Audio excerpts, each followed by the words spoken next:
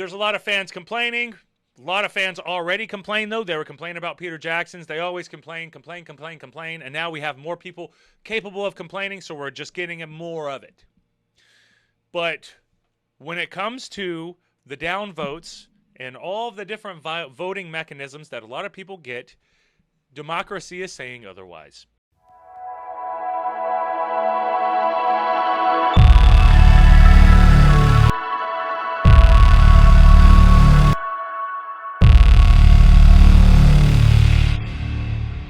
Oh, no. Oh, boy. You guys should have known better than to mess with the Lord of the Rings.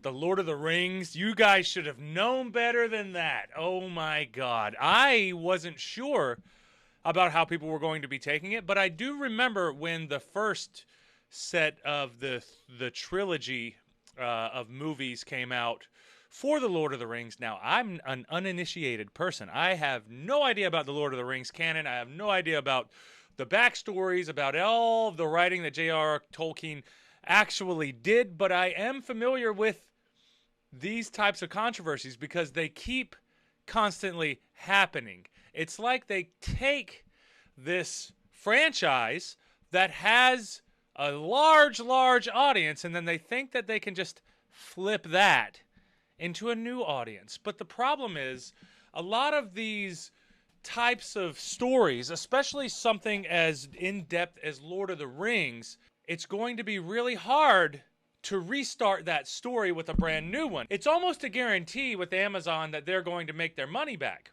Or at least you would have previously thought. But now it does seem like they had a bunch of plans and they wokeized it, or made it more woke, which is modernizing it, which is changing a bunch of characters' physical characteristics where they don't look like the characters that they once were, changing a lot of the backstory, all of these types of things, to where it's like it's almost like you probably should have just went on and created your own new show. But they took Lord of the Rings because it has a built-in fan base. And I'm sure, hypothetically, they were probably thinking in their heads, they were like, yeah, we're going to buy the Lord of the Rings, but they have an audience, but we need a little bit of a bigger audience than that, so we're going to broaden the spectrum here. And here's my opinion on the whole woke thing and how every character has to be different than what it originally was, or if that character has certain attributes, you have to clear that out immediately. There are certain attributes that some of these characters have that they have to clear out, and they definitely did that in Lord of the Rings, and they definitely added some extra attributes that modern, I don't know if modern society calls for it, but the modern media definitely does call for it. But if we look at all of the different variables about this new trailer that came out for Lord of the Rings, it is not getting good reviews. And there is a quote from J.R.R. Tolkien where he talks about how evil people cannot create their own. They'll just keep redoing it or replenishing it or some shit like that. I don't remember the quote. I'm an uninitiated Lord of the Rings person. Maybe I'll read the books and I'll get really into them. I haven't read them. I'm more of a Harry Potter guy, and that's not because I've done a comparison. That's because I've read Harry Potter's and I love the Harry Potter books. It does seem like they're trying to get like a Game of Thrones type of feel out of it from what I've seen in the trailer, but it does. I guess that Lord of the Rings has its own shit, and it doesn't necessarily need the Game of Thrones feel. And a lot of people are kind of annoyed with that. So I'm trying to look at it from Disney's perspective. If it is Disney, who even owns the damn thing? Amazon. I'm trying to look at it from Amazon's perspective. And of course, with the new age, you want to be as inclusive as possible. With most stories, you want to be as inclusive as possible. You want to include as many people's perspectives as you possibly can. But if you are writing a specific story in a specific location with specific characters, I could understand why you'd be frustrated that they're not following the tune, they're not following the role, they're not following exactly what it was that was written. They're not following it. And that was one thing that I used to like whenever I was younger. I used to love reading a book and then going to see the movie and then trying to point out the differences and see how different it was. And I don't think that there's any books for this one because they bought like only a little part of one of the books in order to get the rights for it. But it's so much information in those books, or so much going on in those books. But I figured we would go to a coping article and see how this coping mechanism is doing with the Lord of the Rings franchise. Because since I'm so ill-informed on the matter, I'm going to go through a little bit of this and just talk about how taking these things from the past and then trying to make them new for the new audience, sometimes you just have to have it the way that it is, the way that it was meant to be, because that's kind of what people are expecting. Or at least that's kind of what people are hoping.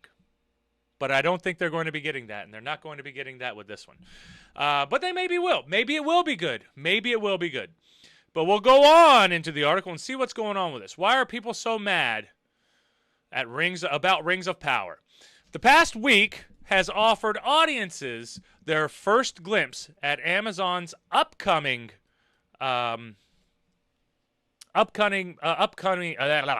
series titled The Lord of the Rings, The Rings of Power. Amazon has a lot riding on The Rings of Power. The mere existence of the show invites comparisons to Peter Jackson's groundbreaking Lord of the Rings trilogy, a touchstone for millennial audiences. Even more than the Wheel of Time, The Rings of Power is a transparent attempt by the streamer to produce the next Game of Thrones. Initial estimates suggest a $1 billion budget for 6 seasons. But more recent estimates suggest the first season alone cost $465 million, half a billion dollars. Wrap your brain around that for some just entertainment bullshit that nobody's happy about. That's got to feel really good, Amazon. That's got to feel really good. As such, the streaming service was probably hoping for a universally positive reception to the first publicity material to hit the internet. The title was revealed towards the end of January. First look images were released last week. The first trailer broadcast during the Super Bowl, turning the release of footage into an event itself. As with any new adaptation of a work with a devoted fandom, go figure, the online response has been something of a cacophony.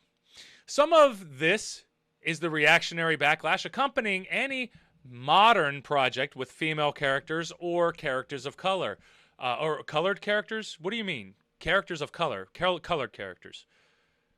I don't understand how flipping that, because I see people say people of color.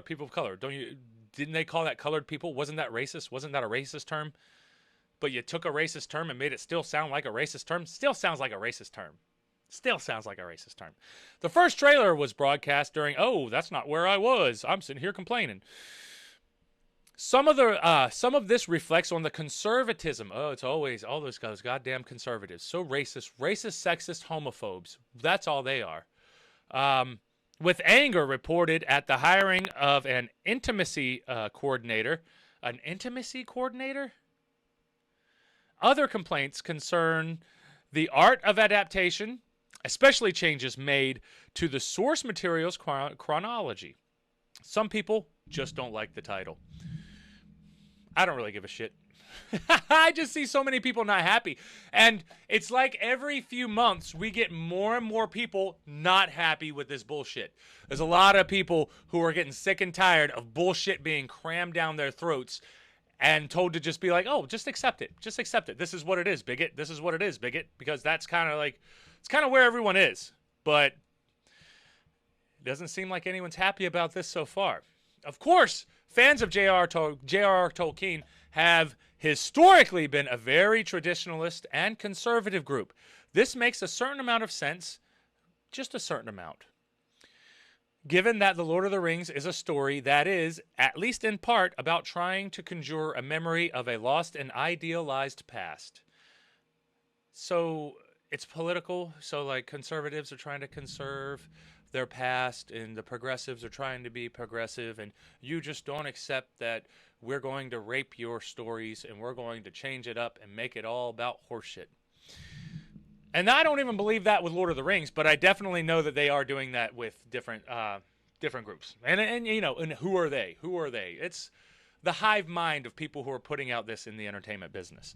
If the movie fails, I'll have a sense of relief. It's selfish, I know, but I'll have a snobbish attitude, of course. And that's one of the former fans from TolkienOnline.com, who's one of the huge fans. The more things come, the more things stay the same. After all, much modern fan media complex can trace its roots back to the heady days of the turn of the millennium.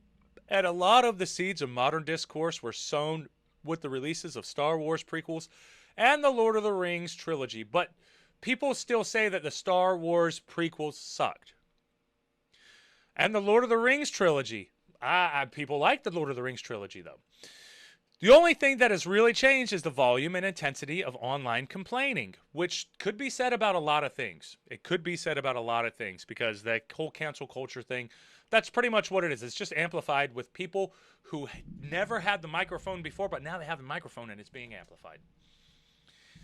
There are several factors at play here. The most cynical is the supply side. There is an entire online economy running on manufactured outrage. Yeah, that's everybody. Trying into broader cultural forces. Stirring up online hatred and outrage, sight unseen, is a great way to generate clicks that can both raise advertising revenue and be directed to some greater ideological end. It's really just a new coat of paint on Bob Dole complaining about the corrupting power of train spotting. Not having seen train spotting. I never seen train spotting. I don't even know what you're referencing, bro. Every little nugget of information in a vacuum measured against the audience's idealized and imagined version of what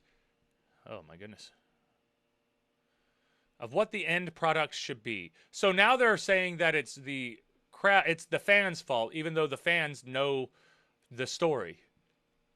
The super fans are the people that get really crazy deep into this type of shit. They love this shit. So what do? Oh, man.